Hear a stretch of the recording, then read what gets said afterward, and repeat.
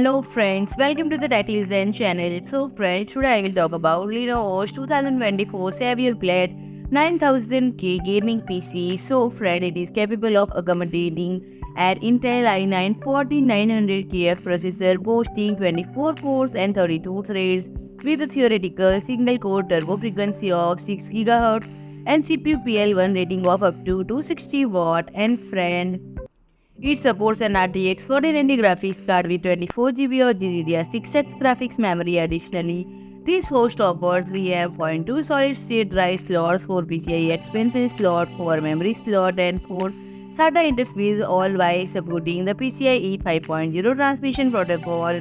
And the case is visually enhanced with an RGB logo, 12 LED RGB pad, an integrated 60 water cooling system. The motherboard employs the Z790 chipset featuring a 14-phase power supply design, and you have the option to include a 1200-watt power supply unit, and the system support 2.5G wired network cards and Wi-Fi 6 wireless connectivity for enhanced performance and versatility. So friend, if you like my video, please do like, share and comment, and don't forget to subscribe my channel and press the bell icon.